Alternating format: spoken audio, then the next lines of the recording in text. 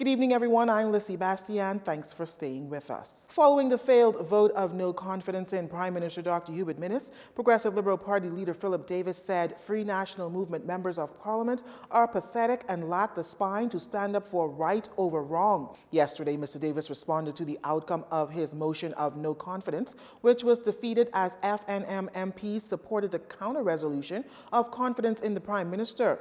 Mr. Davis said despite the numbers and the improper conduct of the Speaker of the House, the PLP won the day. He assured that PLP councils will be asked shortly to approve a series of measures to censor House of Assembly Speaker Houston Moultrie for his conduct. According to Mr. Davis, Speaker Moultrie's ruling in the House of Assembly on Wednesday were perverse and contrary to the rules. He added that his use of the power to expunge was wrongly exercised.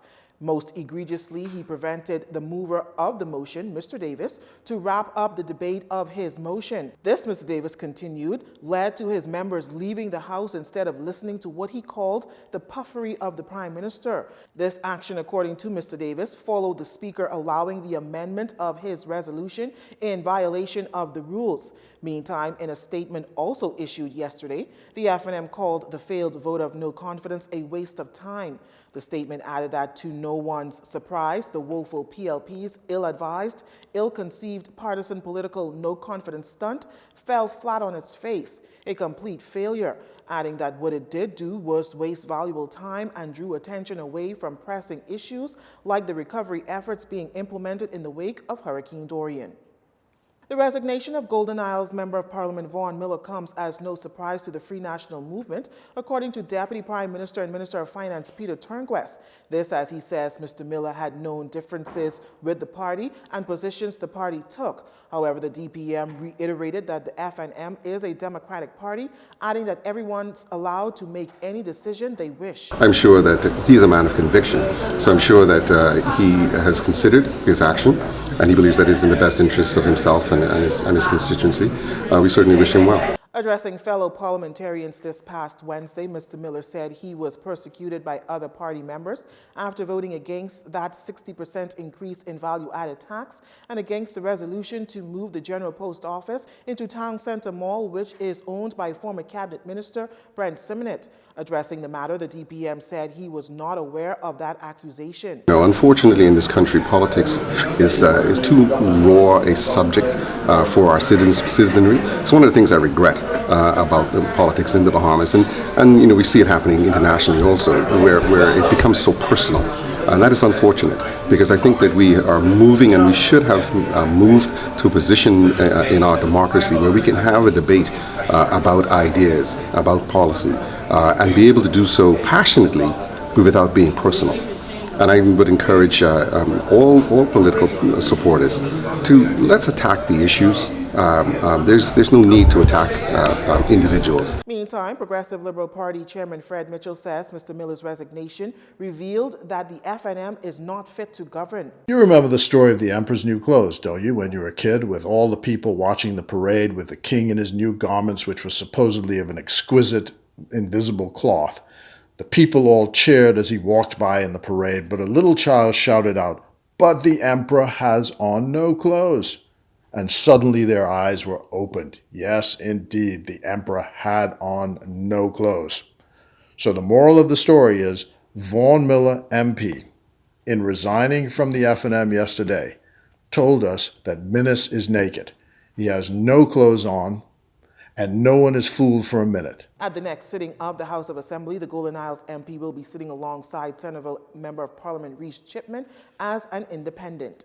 Meantime, outspoken Pine Ridge Member of Parliament Frederick McAlpine says he supports Mr. Miller's resignation, adding that he's sure that in making the decision, he followed his heart, his conscience, and his conviction.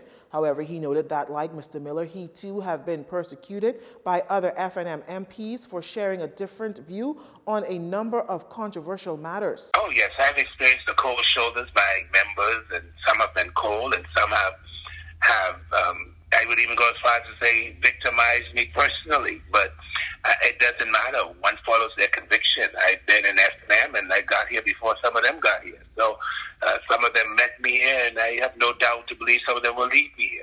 Bad because it speaks to government governmental dictatorship as opposed to participatory democracy. When asked if he's also thinking about resigning from the party, the Pine Ridge MP said this.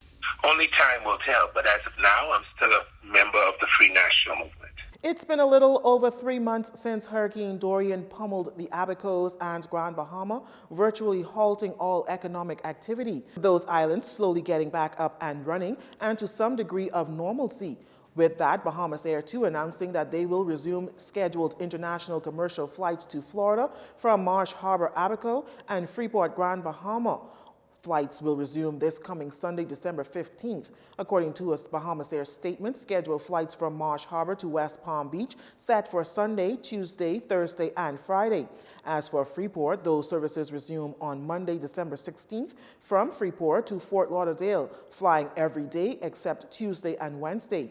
Now, Bahamas Air is also advising passengers wishing to travel to Fort Lauderdale or West Palm Beach must have a valid U.S. visa for processing by U.S. authorities upon arrival in Florida. Passengers wishing to travel to Florida from the islands without a U.S. visa will have to transit through Nassau. Bahamas Air also reminding travelers to arrive for check-in 2 hours prior to departure for all flights.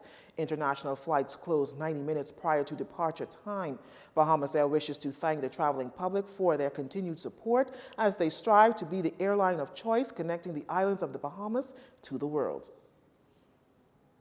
You're watching JCN News. Stay with us. This segment of the news was brought to you by Alive.